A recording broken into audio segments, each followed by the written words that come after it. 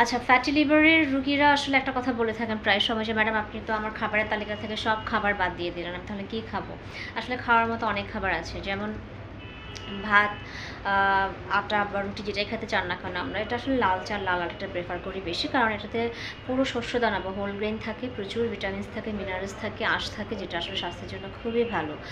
2 number হচ্ছে শাকসবজি। শাকসবজির তো এটা আসলে কোনো বিকল্প নাই অবশ্যই। তো আইবিএসের অনেকের প্রবলেম থাকতে পারে, অনেকের ডায়াবেটিস থাকতে পারে, যারা মিষ্টি শাকসবজি খেলে আসলে ডায়াবেটিসটা বেড়ে যায়।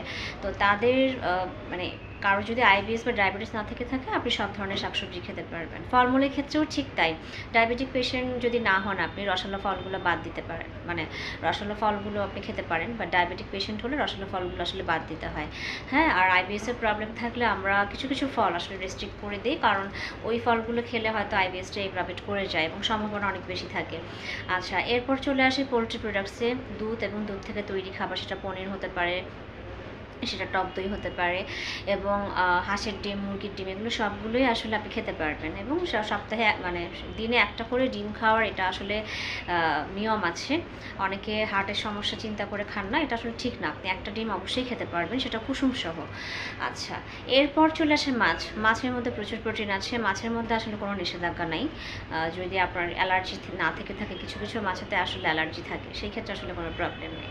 তারপর চলে আসে পানীয়। পানীয়র মধ্যে কালো কফিটা সবচেয়ে ভালো, সেটা গরুর দুধ এবং চিনি ছাড়া হতে হবে। তবে কফি খেলে অনেক সময় দেখা যায় অনেকের মাইগ্রেনের প্রবলেম থাকতে পারে, হার্টের সমস্যা থাকতে পারে, বুক ধুরফুর করার সমস্যা থাকতে পারে, বা রাতে ঘুমের সমস্যা, এবং সবচেয়ে বড় যেটা, সেটা হচ্ছে এটা অনেক সময় পায়খানা কষা করে, যেটা কালো কফি। সো এই প্রবলেমগুলো না থাকলে আপনি কফিটা প্রতিদিনই খাওয়া উচিত। কালো কফি, হালকা কালো কফি বা ব্ল্যাক কফি যেটা। বাদাম খুব ভালো একটা খাবার। তো বাদামের কথা বললে আসলে রুগীরা খুব মজার মজার প্রশ্ন করেন যে, আমি তো চীনা বাদাম খাবো নাকি কাজু বাদাম খাবো? ব্যাপারটা আসলে এরকম না। আপনার চীনা বাদামটা ইজিলি পাওয়া যায়, অ্যাভেলেবেল এবং কনভেনিয়েন্ট সবার জন্য। সো বাদামটা খাওয়া উচিত। আচ্ছা, কিছু কিছু প্রশ্নের সম্মুখীন তো হই, যেমন সবাই বলেন যে ফলের শরবত, ফল তো মিষ্টি, এটা খেলে কি মানে ফ্যাটি লিভার হবে কিনা? না, ফলের যে মিষ্টিটা এটা আসলে প্রাকৃতিকভাবে পাওয়া।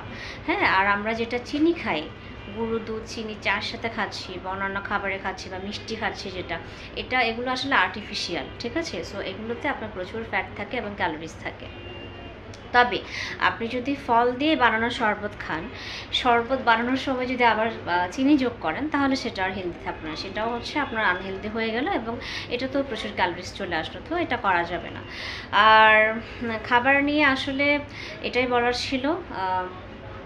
ফ্যাটি লিভার নিয়ে, ফ্যাটি লিভারের খাবারের মধ্যে একটা প্রশ্ন প্রায় সময় চলে আসে, সেটা হলো যে আপনার ভোজ্য তেল কী হবে? আমি কি সয়াবিন তেল খাবো, নাকি সরিষার তেল খাবো, নাকি অলিভ অয়েল খাবো, নাকি সানফ্লাওয়ার অয়েল খাবো?